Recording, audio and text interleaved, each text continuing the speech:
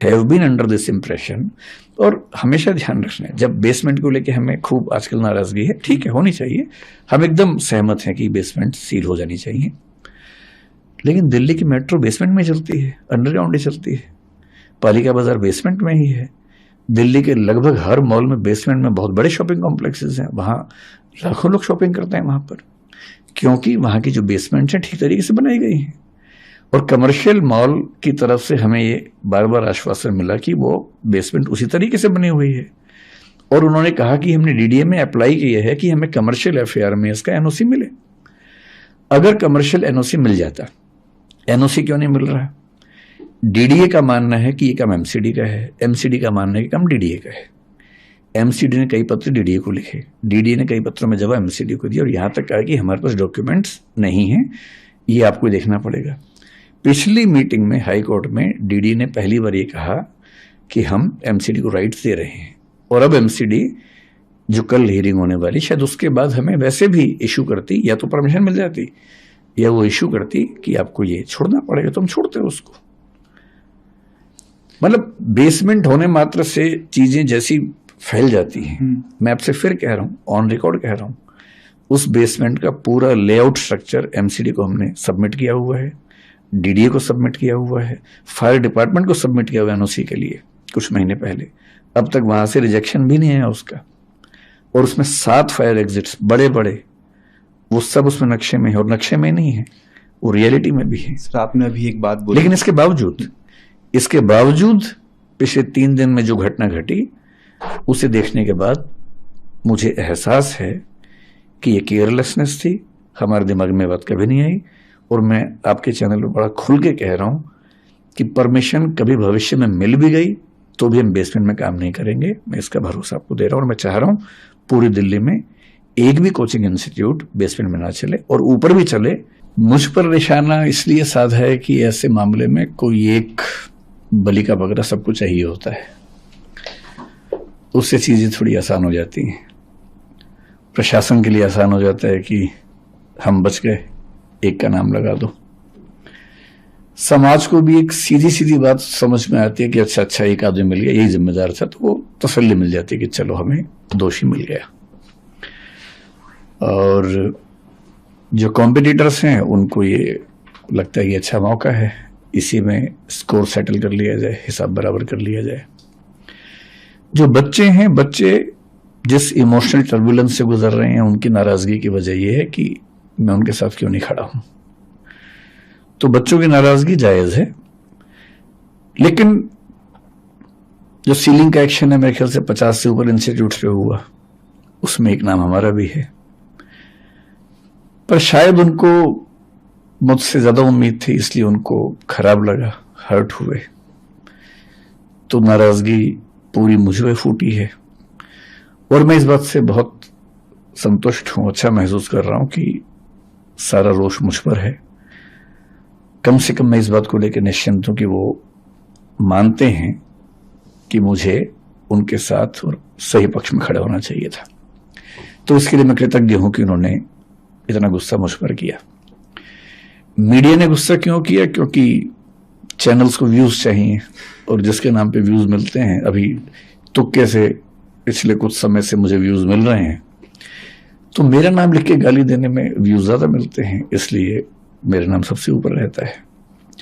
तो सबकी अपनी बड़ी वजह है। जैसे आजादी की लड़ाई में वजहें सबकी अपनी अपनी थी, उन सबका नाम था आजादी, अंग्रेजों से मुक्ति। तो इस मामले में भी वजहें सबकी अपनी अपनी हैं, लेकिन सबके पास एक सुविधाजनक नाम है कि उसको गाली दो, कुछ वर्चुअल मॉब लिंचिंग जैसा करो, और सुख भी मिलता है। जब हम किसी को गाली देते हैं तो सुख तो मिलता ही है। तो सब इसलिए पीछे पड़े हैं, सबकी अपनी अपनी वजह हैं। लेकिन ठीक है, जब यूट्यूब ने, सोशल मीडिया ने मुझे प्रसिद्धि दी पिछले 3-4 साल में, मुफ्त में इतनी सारी प्रसिद्धि मिली, तो क्या होता है कि जब कुछ मिलता है तो हमें लगता है कि हम डिजर्व करते थे, और जब कुछ विपरीत होता है तो हमें लगता है कि मेरे साथ ही क्यों हो रहा है। तो जिस तर्क से लोगों ने इतना स्नेह दिया, उसी तर्क से लोगों ने इतनी नाराजगी मुझ पर उड़ेली। लोग एकदम ठीक हैं, गुस्सा एकदम जायज है, पर मेरी अपनी वजह है कि मैं इतना लेट क्यों हुआ। दूसरा सवाल आपका ये है कि मैंने इतने समय तक कोई प्रतिक्रिया क्यों नहीं दी। इसकी दो वजह हैं। एक तो मेरा स्वभाव, क्योंकि मैं भावनात्मक मामलों में बहुत मुखर और एक्सप्रेसिव नहीं हूं। 3 बच्चों की डेथ हुई, दर्दनाक मृत्यु हुई।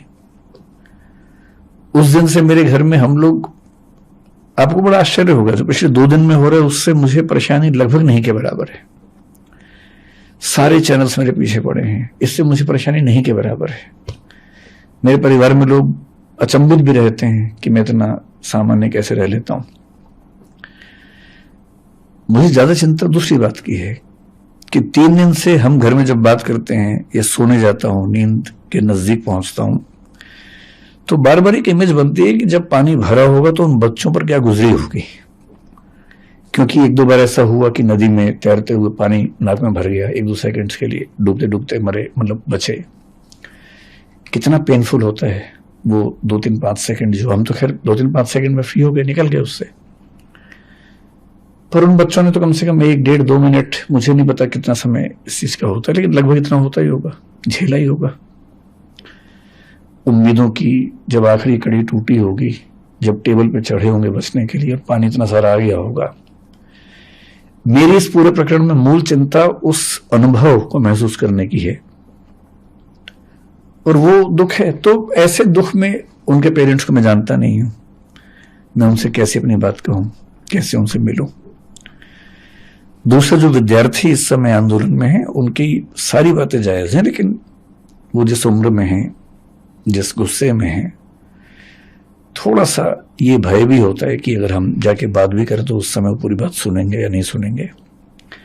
अच्छी बात है कि आज ऐसे 3-4 बच्चों से मेरा मिलना हुआ है। मैं भी एक मीटिंग से आ रहा हूँ, एलजी साहब ने बुलाई थी मीटिंग, उसमें कुछ बच्चे भी आए हुए थे और कई इंस्टीट्यूट्स के ऑनर्स भी थे, दिल्ली सरकार के आला अधिकारी भी थे, डीडीए से, एमसीडी से, फायर डिपार्टमेंट से, चीफ सेक्रेटरी दिल्ली सरकार के वो भी थे।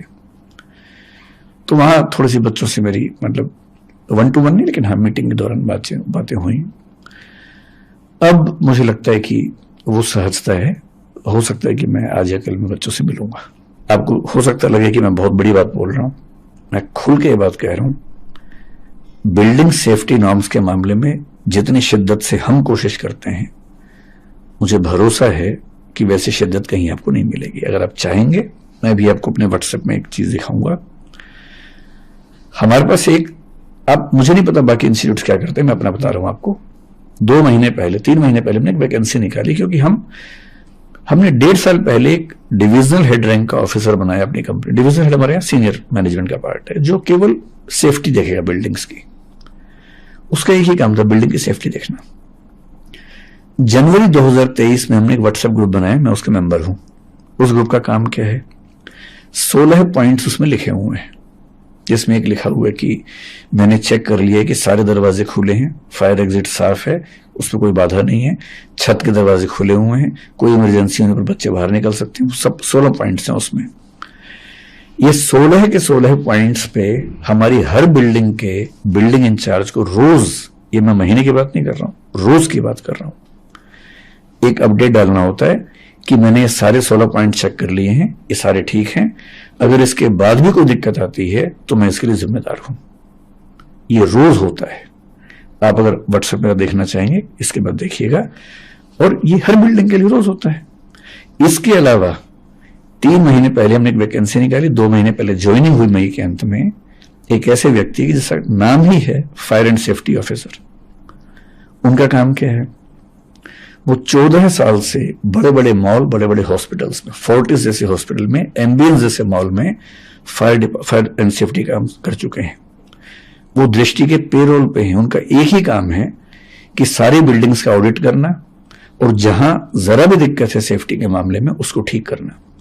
उनके अंडर हमने फायर मार्शल्स नियुक्त किए हैं अपनी बिल्डिंग्स में, ताकि कभी फायर की दिक्कत आए तो नॉर्मल स्टाफ ट्रेंड है। हमारा नियम है कि जब भी कोई स्टाफ ज्वाइन करता है, MTS मल्टीटास्किंग स्टाफ जो होता है, 7 दिन के अंदर उसकी फायर ट्रेनिंग होती है। और इसके अलावा अब हम फायर मार्शल हर बिल्डिंग में अपॉइंट करें ताकि कभी फायर हो जाए, क्योंकि वो ट्रेन है, बहुत ज्यादा सीख के आए हैं, तो वो तुरंत आग बुझा देंगे, जबकि बाकी लोग शायद उतना तुरंत ना बुझा सके। हर क्लासरूम, हर ऑफिस में फायर एक्सटिंग्विशर्स हमने लगा रखे हैं जो लगातार रिफिल होते हैं। मैं चाहूंगा कि भी आपको मौका मिले, अगर आप सर्वे कर सकते हैं, दिल्ली या दिल्ली के बाहर हमारी किसी भी शाखा में जाइए, किसी भी क्लासरूम में जाइए, किसी भी बिल्डिंग में कम से कम 2 एग्जिट ना हो तो मैं जिम्मेदार हूं। हम ऐसी बिल्डिंग रेंट पे लेते ही नहीं जिसमें फायर एग्जिट ना हो। कई बिल्डिंग्स में आप देखेंगे लोहे का बहुत बड़ा फायर एग्जिट बना हुआ, चाहे करोड़ बाग में देखे, चाहे जयपुर में देखे, चाहे इलाहाबाद में देखिए। वो हमारी शर्त होती है। इंदौर में हमें 1.5 साल एक्स्ट्रा लग गया केवल इसलिए कि एक भी बिल्डिंग ऐसी नहीं मिल रही थी जहां 2 एग्जिट हो। हमने एक लैंडलॉर्ड से बात करके उसकी जमीन पे, प्लॉट पे बिल्डिंग बनवाई 2 फायर एग्जिट वाली, और वहां काम शुरू किया। 2 साल लेट काम शुरू किया, सिर्फ इसलिए कि किसी भी स्थिति में किसी बच्चे या स्टाफ की जिंदगी से समझौता ना हो। हमारी नीयत ऐसी ही है। एक गलती हुई समझने में, मैं पूरे देश से, पूरे समाज से माफी मांगता हूं कि हाँ वो गलती हुई, आगे वो गलती नहीं होगी।